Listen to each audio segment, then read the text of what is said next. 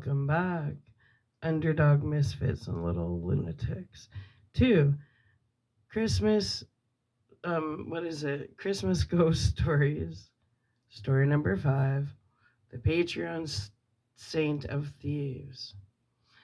Venice, 23rd of December, 6 p.m., and a fine white snow sleeted down from a black wet sky, insinuating itself into the canals, into the alleys, and into the faces of those passers by who stood and walked, amazed and enthralled by the visions and wonders old Venice could still conquer. Even after all those centuries, the city of masks was always full of magic, magic and shadows. Colored Christmas lights strung over the bridges, twined between balconies of ancient buildings, sparkled in the chill air and reflected in the still waters of the narrow rios. These festival lights, reflections of a million hopes and a thousand wishes, skipped over the slight waves of the Grand Canal. Christmas, an opportunity for relaxation, an opportunity for company, an opportunity for profit. Alfonso, the snake, wiped the snow from his eyes. At another time, snow in Venice was a marvel, but now to him it was an annoyance. Alfonso was a thief, a handbag thief to be precise. But this particular night, sidelong to Christmas, work hadn't gone so well, and he was running late. Handbag theft was a day job, but it was now night, and Alfonso was working late. As usual, he had left his present buying to the last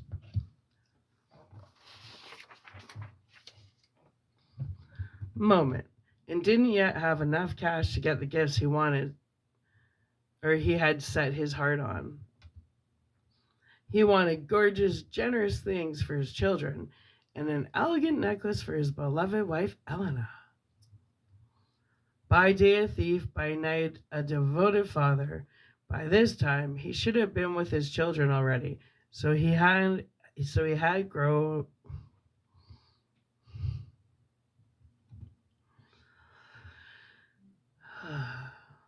By day a thief, by night a devoted father. By this time he should have been with his children already, so he had ground to cover.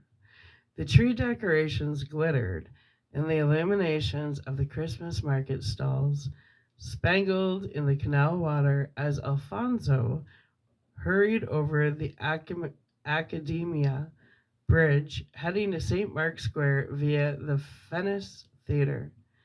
Someone offered him spiced wine, scented with nutmeg and cloves. It was free too. Another time, but now no time. So Alfonso sped on. He took a few trifles along his way, pilfered lightly from unguarded pockets, but nothing really worth his while. He cut the bags by snipping their straps with a knife, honed razor sharp, but chose his opportunities carefully. Slicing off a finger end would not do. People tended to raise the alarm once bloodied. Right? Alfonso preferred subtlety. His father had said that to him once when he was only 10, adding, "You're a sly fox."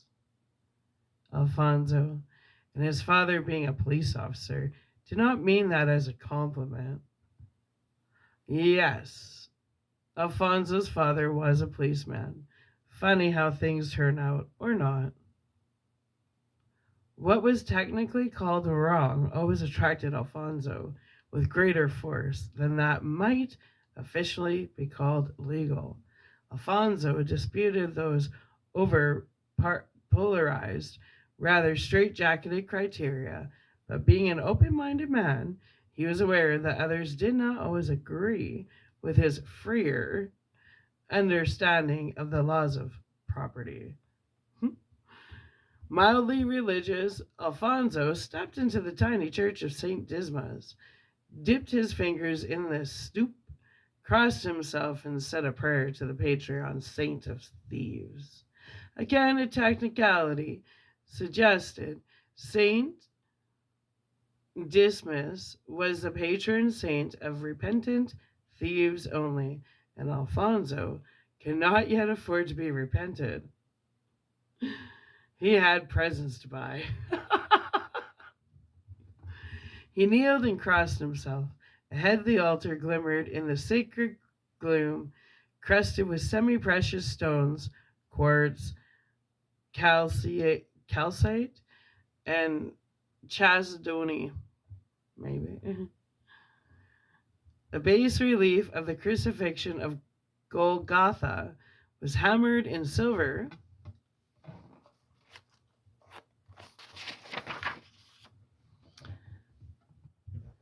on the wall behind the altar. On Christ's right was the penitent thief, Saint Dismas. On Christ's left was the impious thief who challenged Jesus to save them all if he was indeed the Messiah. We know Dismas' name, but the impenitent thief is forgotten, his name lost in history, and his soul lost in hell. Think on that as a lesson, if you will. Don't argue with your spiritual letters. Alfonso took a moment and took in the vestments and sculptures. A statue of the Virgin stood on the sinister side, her forgiving son on the dexter, glittering gold in the candlelight. The air burned fragrant with incense and old wood. Alfonso turned, and the priest, who had slipped quietly so behind him, taking him for a punctor, recognized our thief and exhaled. Alfonso stopped. A brief exchange of glances ensued. In the end, the priest lowered his gaze and muttered, "Are you here for your confession, Alfonso?" Hey, Alfonso. Not yet, father, but soon. Alfonso gave a rakish smile, exited, and outside the church. Looked back. Regrets flooded him like soft, sweet candy floss. Melancholy was our man's favorite mood. One day, Alfonso whispered, "I will repent, but for now, I have a family to feed." That sharpened him. The air was cold. He longed to be back home with his wife and two little daughters and their cousin Simone. And it grew late.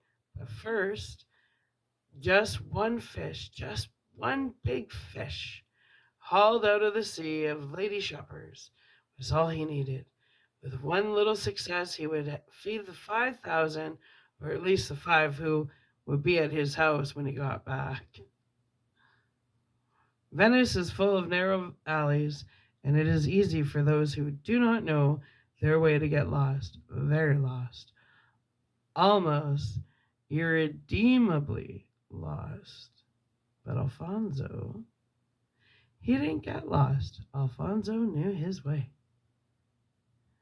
The thief darted from alley to alley, down the quick routes and the shortcuts, but then something startled him, and he stopped short. Alfonso's heart fluttered. His eyes disbelieved their seeing.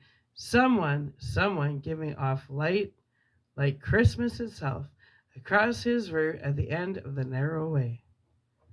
It seemed to Alfonso that he could see the dirty wall through this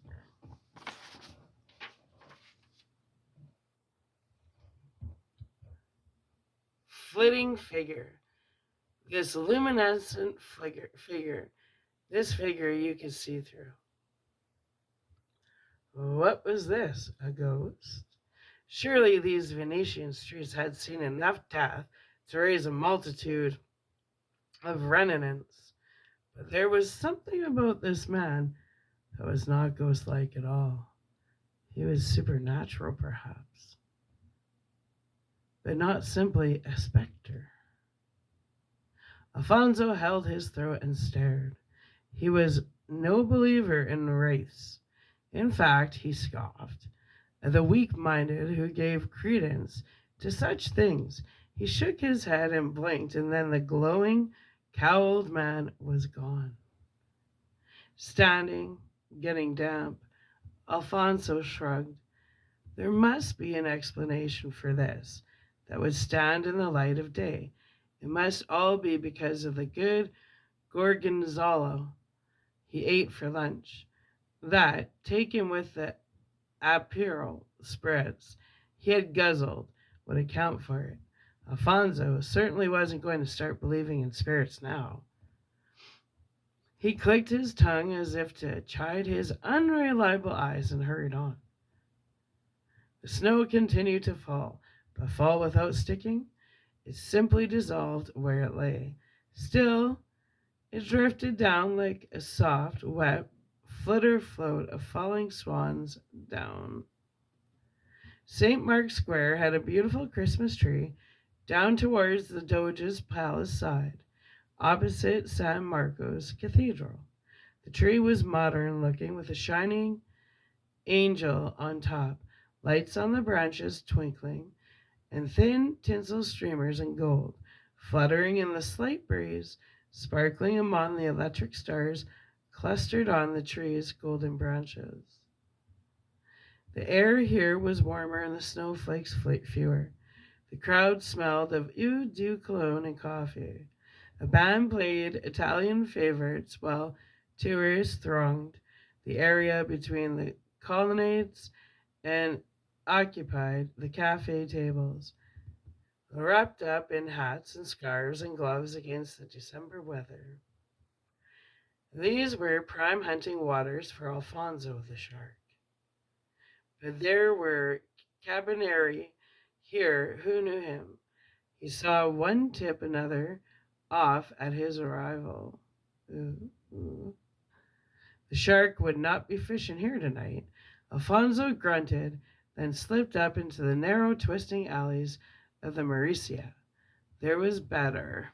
This was better. And this was better.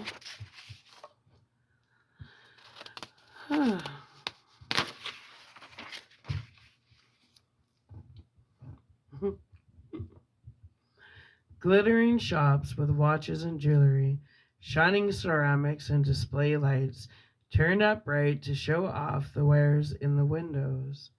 Precious things were laid out, strings of pearls, blue sapphire earrings, bracelets and rings that sparkled as if they were on fire, catching hints of red and blue and yellow in the diamonds, and opals with hearts of colored flame that only opened to the eyes of those who lingered to look, and many did. Bright glass windows showing off gleaming catches on the fine red handbags, leather goods galore.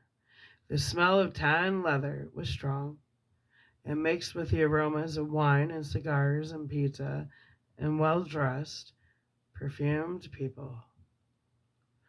There were people everywhere, pressed in tight on all sides. Perfect. Alfonso palmed his razor knife from where it usually rested up his sleeve. It was thin and sharp, so sharp you could shave with it. And with a practiced move, he flicked it until it looked like a fang, cradled carefully between his fingers. He saw his victim and moved so quietly and pleasantly that no one noticed what he did. He sliced and clicked and took. The woman was preoccupied with her man friend, and from the way she grinned at him, you would think he was Brad Pitt or Marlon Brando.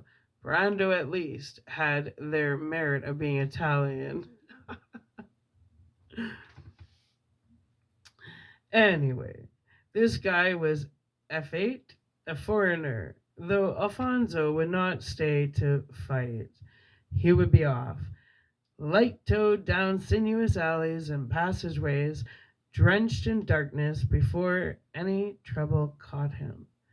But they did not even notice, so entranced they were with each other, and the lights and the conviviality and probably an Aperol spritz or two, maybe a Campari. And they weren't married. No ring. Alfonso saw that not even engaged. Back in the alley, Alfonso checked out the bag. There was little in there. The careful woman must have kept her credit cards elsewhere, and though he found a scrunched €10 at the bottom of the bag, it was not enough. Alfonso sniffed, dropped the purse, and re entered the fray.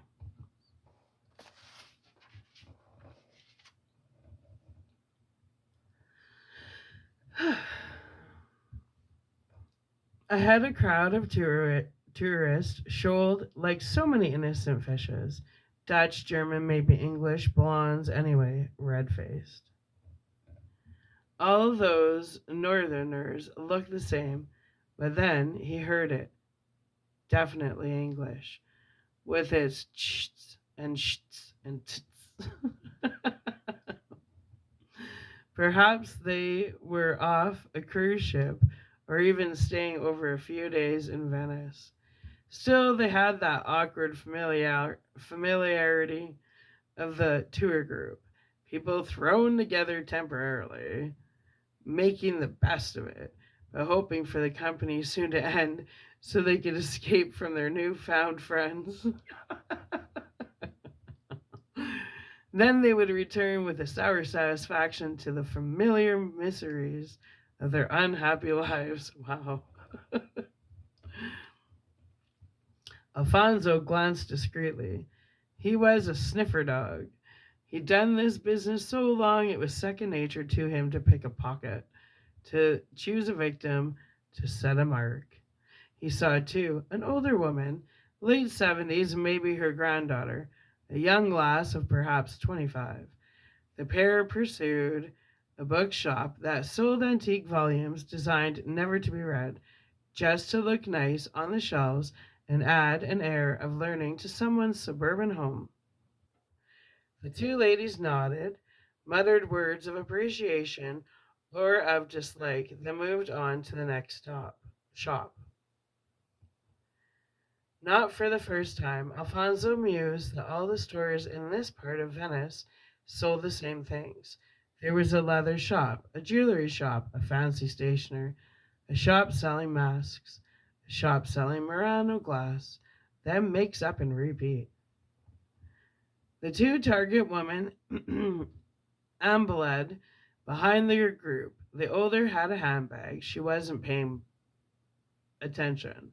The younger wanted to be elsewhere. She kept checking they weren't getting separated from the group, with edgy looks cast ahead while her grandchildren dawdled. Yes, a lovely red handbag the grandmother had, held in loose fingers, strap showing a good few centimeters that would be easy to cut. And now was the time. Alfonso swooped like an eagle, coming in undetected. The grandmother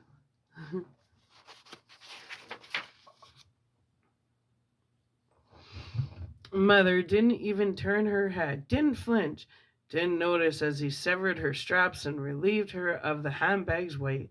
Alfonso stepped right, then back, then into a doorway, and turned off and up a narrow alley so dark and dismal that one tourist would venture after him. For the victim, a theft is a monstrous grievance, but for the thief, it's merely graft. And now, thought Alfonso, not even a grievance, because neither the old dear nor her granddaughter had noticed. He slipped into the shadows, moving like a cat on a cloudy night, like an octopus vanishing into ink. Then he stopped and stood under a streetlight so he could see his prize. It was amazing how much distance he could cover in an eye blink. But then he had much practice. Alfonso's nose sniffed. It was still snowing. He rifled the contents of the handbag, and there in the bottom was a bracelet.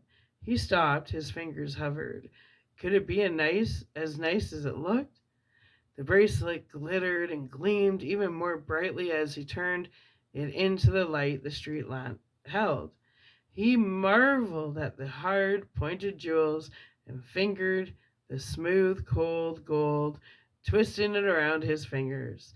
The bracelet was big and heavy, and it spangled under a seedy Venetian alley light. Wow, he said. Alfonso was no jewelry, but to him, this looked to be worth a ton. Alfonso lifted his head to heaven and thanked Saint Dismas for his patronage. Christmas in Alfonso's humble house was going to be special this year. He dropped the red leather handbag without a thought and stuffed the bracelet into his jacket pocket. With a happy heart, Alfonso's almost skipped down the alley. No need for him to risk more jobs tonight. He would treat himself to a bottle of Patron to celebrate when he got home. Feeling like all his dreams had come true, he dashed at a run over the Rialto Bridge, but then stopped with a skid to look down to down the Grand Canal. The crowds of merrymakers lifted his heart. He hoped that all those people would have the most beautiful Christmas, just like him. What about the person who he stole from? Jeez, this guy is awkward. Kind of a warped way of thinking. Okay, anyway. Oh, how he loved Venice, and oh, how he loved this night. The Grand Canal smelled of moonlight and mystery. The dreams of a million lovers drifted along in its bobbing waves like roses on the Ganges, like Chinese lanterns rising in a wintry sky. Colored Christmas lights from the palazzos that lined the canal rippled like diamonds, emeralds, or sapphires, and glittered on the water like a broken necklace. All the stones gone scattered and hiding in alcoves and shadowed corners until the dark canal doused their light, a light that was reborn with the next pulse of electricity through the midwinter wires. Snow kissed his cheeks, but this time he found its caress was lovely. Bellissimo! Bellissimo! He yelled at the clouds, causing passers-by to look and grin to his merriment, joining in with his mirth and wishing him a Merry Christmas. He wished it back, coming down off the bridge, then into a maze of streets, a theft, a right, a left, and several more twists. Then he stopped at a corner shop off a campo where he was well known. "You're in a good mood," the shopkeeper said, flicking the ash from her cigarette into a cup. He bought a bottle of Aperol and said, "Tiramisu as a treat." "Oh, yes, Chiara, my dear, what a lovely night it is. Merry Christmas, by the way. I hope you and your family have a lovely time." The shoekeeper laughed. "Thanks, Alfonso." "You too. Give my regards to Alina and the kids."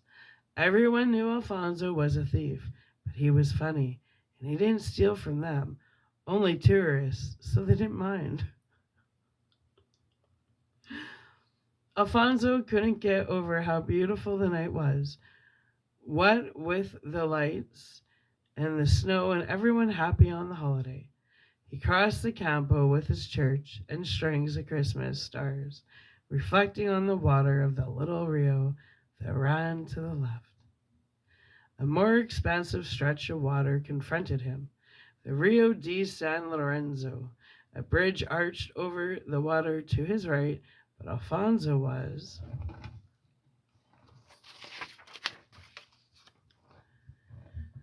so bright-hearted with his stolen prize that he glanced at the moored boats and grinned.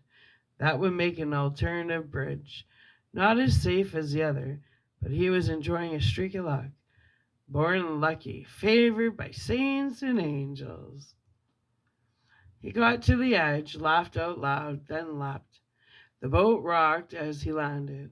He laughed and jumped again, and, having jumped, plunged from boat to boat until he was over the canal and tiptoed, almost over balance, onto the lip of dry land and into the Campo di San Lorenzo.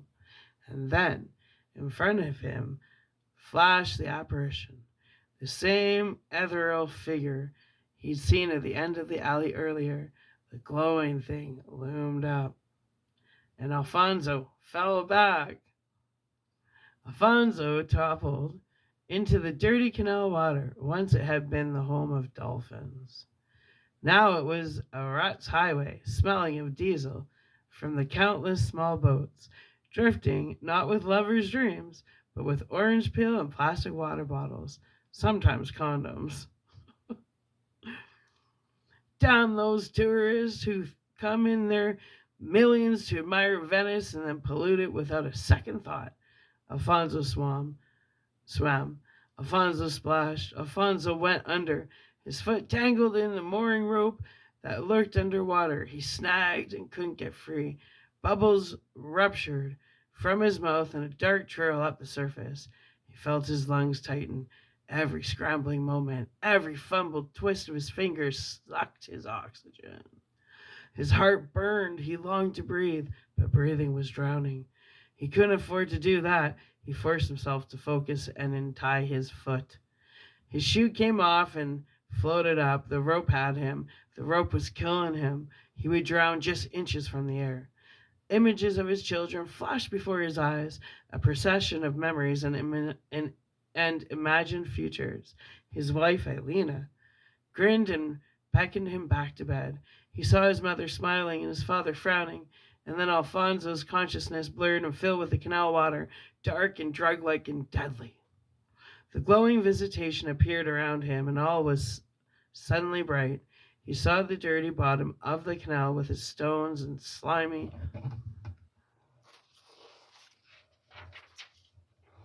coins and animal bones all lit up. The stones embankments and the bottoms of boats were visible with a nest of trailing ropes, the ropes that had him tight. The ghost spoke. Its voice entered his ear and slid through his mind. It said, "What you have done, I forgive. What you will do, I commend. What you fail to do, I will punish."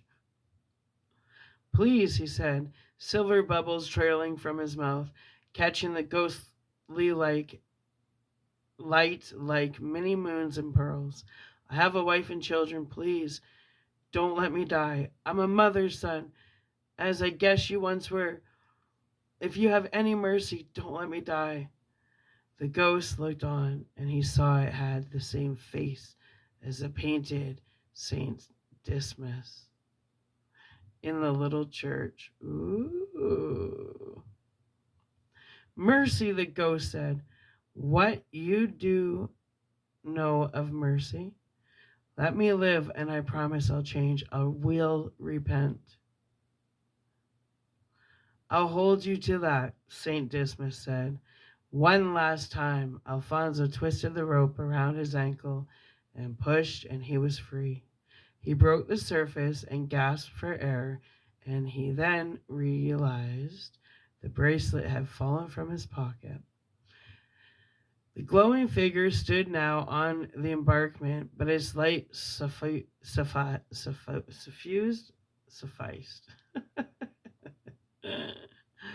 the water and all around. With a sigh, Alfonso dived from the bracelet. He found it at the bottom of the canal, snatched it up, and swam. No longer at a risk of drowning, he dragged himself up onto the parapet and lay in a puddle that reflected the Campo's Christmas tree lights. And there still stood the ghost. Alfonso's blood froze. He backed off, almost going in again. His heart hammered, and water dripped from him. The spirit of the dead thief stood above and raised a warning finger. Alfonso's hand gripped the bracelet hard. He stuffed it into the pocket of his sopping wet jacket. The ghost of St. Dismas wanted him to give it back. He knew that, but to give it back, that would mean no presents for his kids, no present for Elena. The old woman could afford it. She was a rich tourist. She probably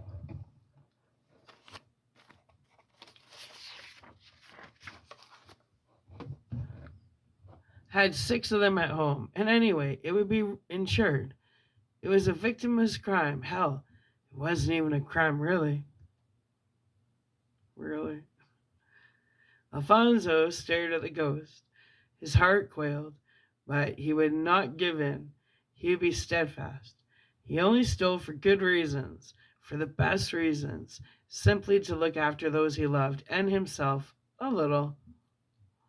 He was about to say as much to the glowing spirit when it was gone. It vanished like smoke from the February fireworks of the carnival. Alfonso stood up, dripped and shivered. It was December after all. The snow had stopped for now, but it was still freezing. Luckily, he didn't have too far from here, just off the Campo di Pozzi. He started off at a run and every few steps patted his jacket to make sure the diamond bracelet was still secure. Damn Dismas! He wouldn't give it back. This was the ticket to the good life his family deserved. Hell, that he deserved. And then, as he came round a corner, he saw his wife Elena. This was not a total surprise. Elena worked in a small hotel here, but she was late finishing. As he watched her, he thought about how lucky he was. She was a beautiful, soft-eyed woman, as lovely and beloved to him as when he first met her when they were 16. Alfonso squeezed the stolen bracelet and thought of what he would buy for her once he had fenced it. Or maybe he would give her the bracelet and watch it glitter on her beautiful wrist when he took her out for a first-class meal at Sammy's. Alfonso scratched his head. But then, what he would give his daughters? No, he would have to sell the bracelet and buy them all something with the proceeds. All that was fine, but he couldn't give it back. He was about to step out and shout, "Boo!" when he saw she was not alone. Elena stood at the door talking to some foreigners, English babbling from their lips. Alfonso took a pace right to see better, and to his astonishment and horror, he saw they were the grandmother and granddaughter, the ones he had stolen the bracelet from. How could this be? What strange parable was unfolding here 2 nights before Christmas?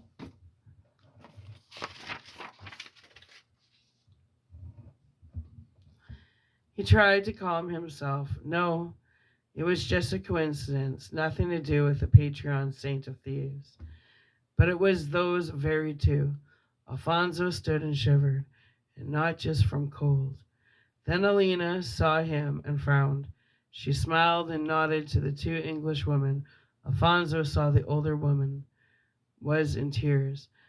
Elena said goodbye, and the two tourists entered the hotel, the younger consoling the older with an arm around her shoulder. Elena came close to kiss him, then pulled back. How come you're so wet? Who are those two? Tourists staying at the hotel, but why are you so wet? Alfonso stuttered. What was the old one crying? Elena shrugged. Someone stole her handbag. It had an heirloom in it. An heirloom? It belonged to her grandmother, the old one's grandmother. He stroked his chin. It must be really old then. That was good. Elena said, What do you care? But why are you so wet? I fell in the canal. Elena burst out laughing. She couldn't speak because of the sobs of laughter that wrecked her. She even had to lean against the wall for support. Alfonso scowled. It's not funny. Come on, let's go home. I'm freezing. He went to link arms with her, but she instantly recoiled. No, you're drenched. Alfonso's mind was on the stolen bracelet. Indeed, the stolen bracelet suffused all his thoughts. There wasn't even room for a thought about Aperol spritz or betting on the horses. If the bracelet was old, the grandmother's grandmother's bracelet, and kept so long in the family, it must be worth a fortune. Behind his dreams of avarice, one quiet image of an old woman in tears presented itself. He exhaled and thrust the picture away.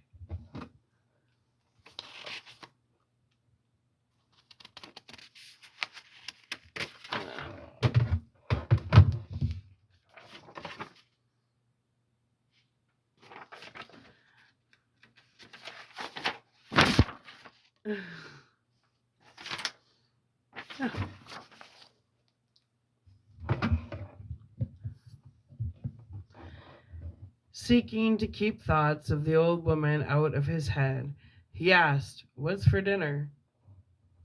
"You tell me," Alina said. "You're cooking it." In the house, he stuffed the stolen bracelet in the drawer in the bedroom chest, under his socks, after one gazing at it and sighing.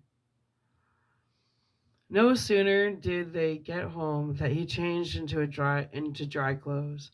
In the living room, he greeted his family and was hugged in return.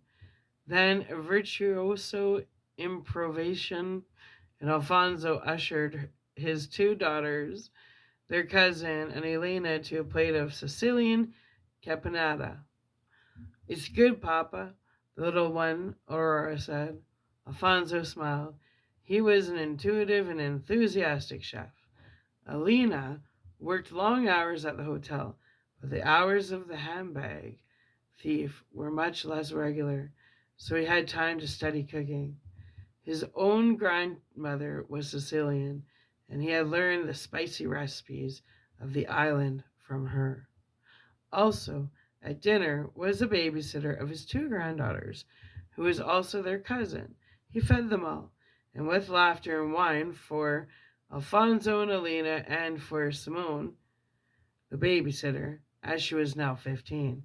They laughed and joked among the Christmas decorations. At the table, Alina said, "It was sad about this old lady." "What old lady?" Simone asked, raising the glass of her lips. Alina told her the table. Simone glanced at Alfonso, who frowned deeply. He didn't want to talk about some old lady, some sad old lady. So he asked his daughters how their day had been and listened to their excitement about what they would be getting for Christmas. Tomorrow was Christmas Eve, the day for Christmas shopping. He listened to his girls and thought how he would get up early and fence the bracelet and be back in time to buy them toys and sweets and clothes and pretty shiny things they love. Maybe even a puppy. They love a puppy. He turned back to Alina to hear her say, "And the worst thing is, the old one, the grandmother, is dying. She has heart failure." Simone said, "Oh, that's so sad." Alfonso said, "Why did she come to Venice if she's dying?"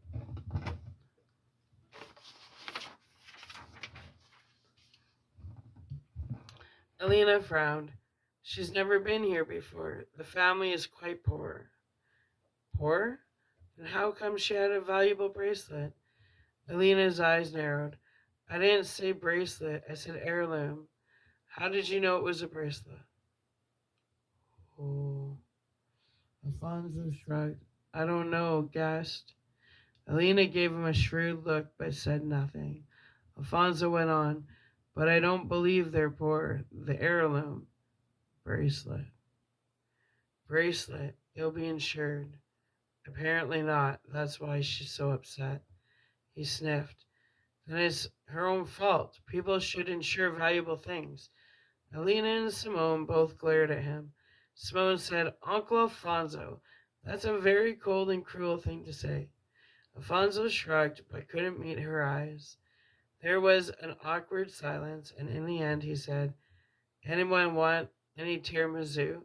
I bought some earlier." "Bought?" Simone giggled. The wine got gone to her head. Simone, Alina said sharply, and Simone stifled her giggle. Later that night, Alfonso dreamed of Saint Dismas. The saint said nothing, just glowed in his corner, staring at Alfonso, who still saw him through his closed eyelids. Give it back. What would he use to treat his family then? Fairy dust? He muttered, No Dismas, I stand firm. Minutes went by. Then he thought he heard the saint say, Honesty begins with yourself. It is not too late, though it is soon will be.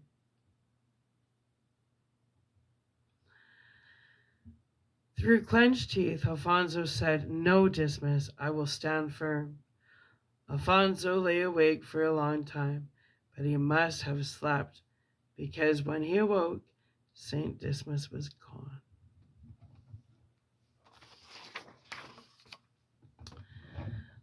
Alina was on an early shift, so she was gone before he got up. In the early morning darkness, Alfonso got out of bed.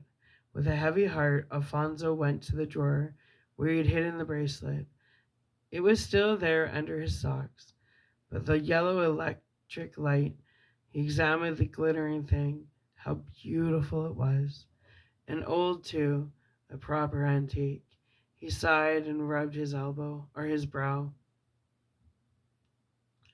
He thought of the old woman in tears at the loss of her bracelet. He had to give it back. He hadn't thought he had a conscience, but it turned out he did. He would go to the hotel, give it back, saying he had found the handbag floating in the canal, and then he'd go Christmas shopping for his family. He didn't have much, but they'd have whatever he could afford. First, he'd go to the hotel. Simone had gone home the previous night, so he made breakfast for Aurora and Maria, and they ate it watching TV. Their mother didn't tell them their mother didn't let them watch TV when they were eating their breakfast, so it was a treat when they were alone with Daddy.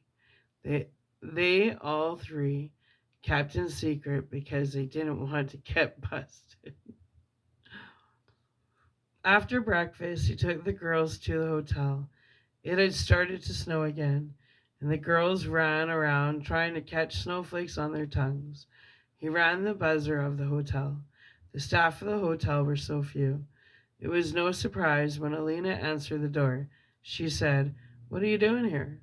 I've come to see those two English ladies, the ones you were talking about last night.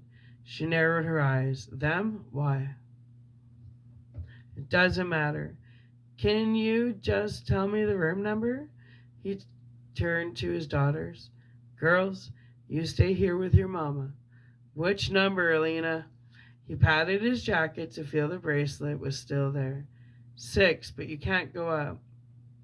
Before she could say anything else, he was past her. I won't be long.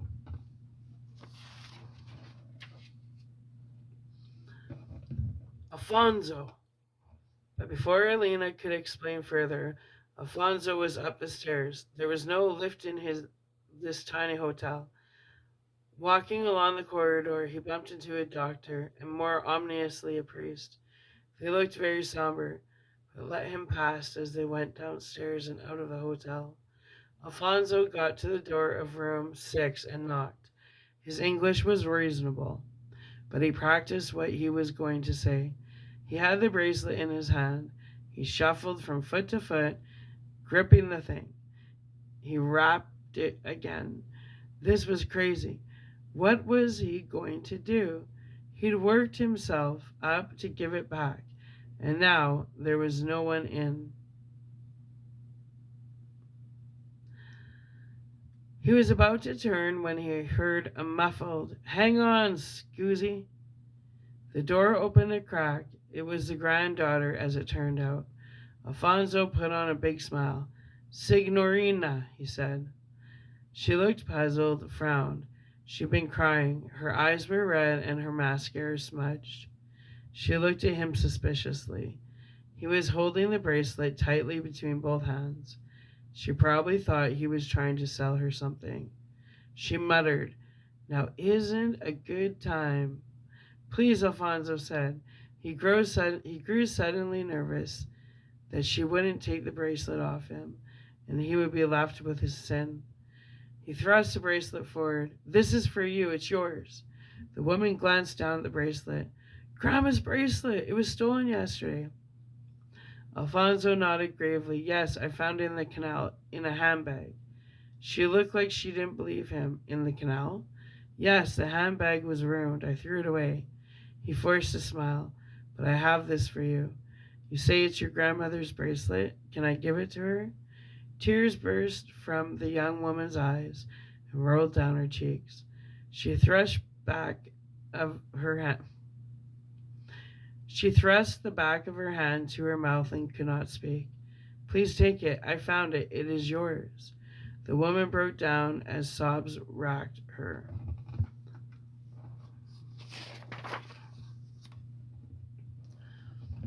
Alfonso began to think that something was terribly wrong.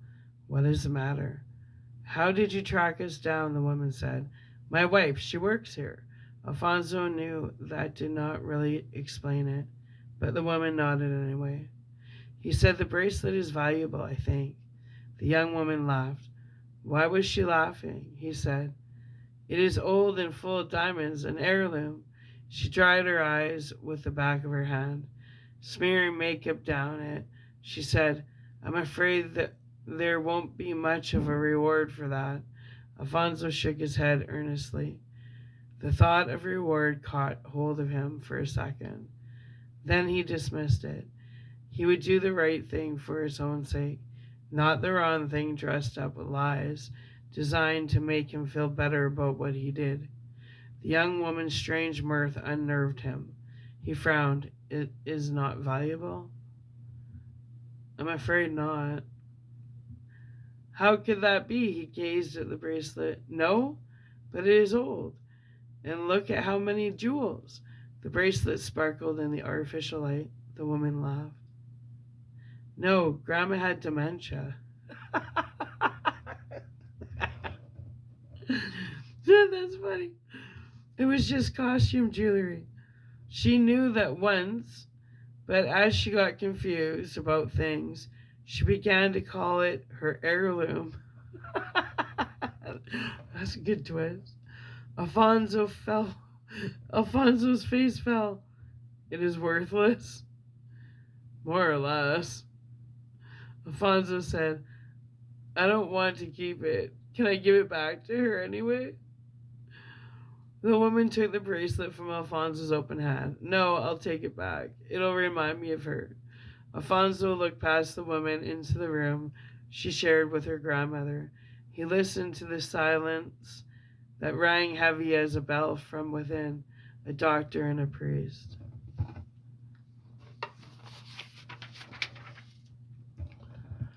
He gave the woman the bracelet, nodded, and backed off.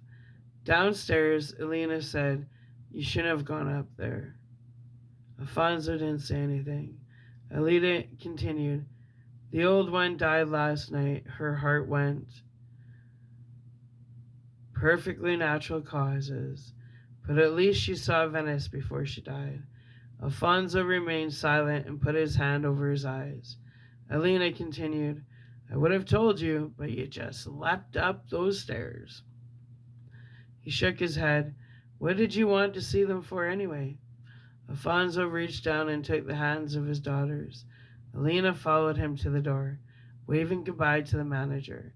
"Let's go Christmas shopping," Alfonso said. "I want a puppy," Aurora, the youngest of the daughters, said. "And I want a kitten," said Maria, the eldest. Alfonso borrowed a gondola from a friend. He promised to bring it back, but he took his family down the Grand Canal on their way to do the last-minute Christmas shopping. The gondola skipped, slapped, slopped over the waves of the Grand Canal, Alfonso at its end, punting his daughters, gazing at the snow, and Elena smiling at her husband. They had a happy Christmas Alfonso with his wife and children, and they saw Elena's brother on St. Stephen's Day, his own mother and father. On January the 2nd, Alfonso got a job. He started work as sous chef at Sammy's, his favorite restaurant, and taught them how to make Sicilian food like his grandmother. Then he went back to the church of St. Dismas. You won, he said, and thanks. It's hard to tell if a painted face is smiling. That was such a good story. I like that one. Okay, so we're going to upload this and get on to story number 6, which is going to be music from another room. Ooh, all right, my little underdogs, misfits, and little lunatics. I hope you join me for story number 6, movie from another room. Yeah. I love you.